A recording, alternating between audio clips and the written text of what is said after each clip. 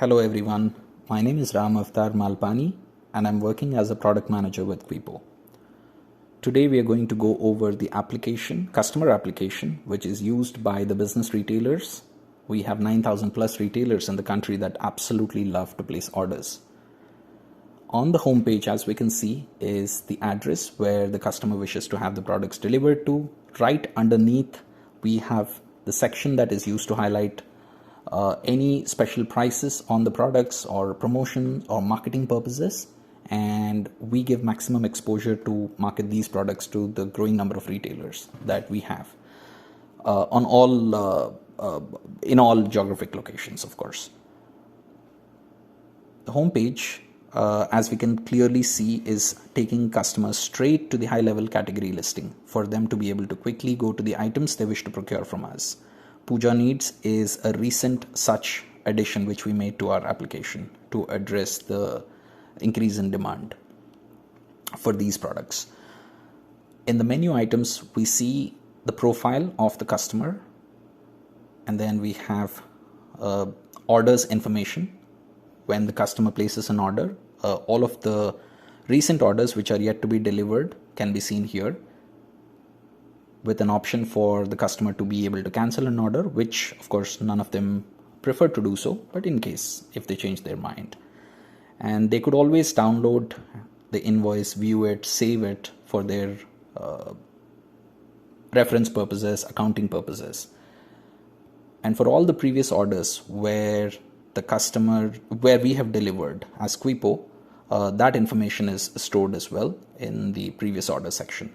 Well, this is a test application, which is why we do not have any of the notifications out here. But otherwise, most of the customers do get in-app notifications about all the latest products, newer SKUs that we are adding, and the special promotions of any kind. The payments is used for knowing what is the due amount that the customer owes to the Qwipo. Of course, this is a testing ID, which is why we're seeing the due balance. But otherwise, we do cash and carry. So all payments are either made in advance by clicking one of these two options. We accept all types of digital collection, credit card, debit card, net banking, UPI, all of it is supported. And then we have wallet balance, which is shown as 0 here. Any cash back, any return of the product for which the customer has already paid in advance gets returned, and the wallet balances are loaded. We have the transactions tab that showcases the type of transaction that was made, and right next to it is the amount for which the payment was made. As you can clearly see, PaySharp is one of the payment mode that is used by the customer in this case. Then there is NEFT. Some of our customers also prefer paying by cash, so you can see that option as well. So all the details around the payments and any cashback, if the customer has earned, is showcased here. So it's very easy for the customer to have the transparency around the orders, payments, and keeping a track on what all cashbacks he or she is earning. Of course, there's contact us, terms and conditions, which I'm gonna skip for this video, and let us quickly go into what each of these categories comprises of. Like I said, the high level category further goes into the sub level category. So here, as a customer, I could easily go into rice products. Now, instead of me going back and then going into atta for placing any of the orders, I could simply use this in-app feature of switching between the categories. And let me just select 5 of these, go to rice, pick 2 of these. As you can clearly see, my cart shows 3 items and the total amount that I ought to be paying if in case I wish to purchase. I'm just gonna add a couple of more here. All right, so my total bill is around 1500. Okay, you know what? Let me just buy some oil and make it 3800. Well, that's on an average what our customer often purchases. All right, so of course all items are going and getting added into the cart.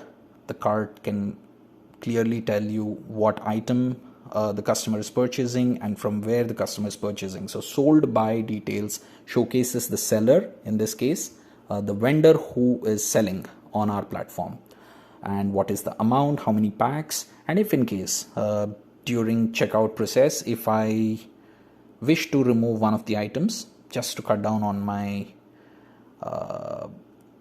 procurement list, let me say I'd like to remove tuar dal, so I'm going to just delete one item. There you go, the item is knocked off, and let me do that.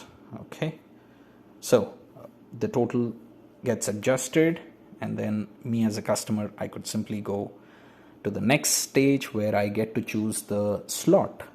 Now I could have the items delivered tomorrow or day after tomorrow. That's another advantage. Let me have these products quickly, and well, there's a notification. All right, so let me just double check before I confirm all of these products that I'm buying. This is my address, this is the time the items are coming to, this is the amount that I ought to be paying, and there we go. I placed an order. The application reminds me to see if I have any special instructions for the delivery to be made, any kind of special timing or the packaging that is often taken care here. And let me just go ahead and place the order. So there we go. Got my first order, and I could always come back and place another order in another category, and I could have actually done that in the first order too, but I forgot. So as a customer, I can always place my second order for the day, and I would have to select the same slot, and there we go.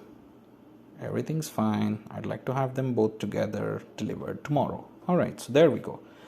So as one can see, it's very easy to navigate through the features of the app, and it's fairly easy, simple for us to place an order. And why is it that we wouldn't like something like this? All right, so thank you. On that note, thank you.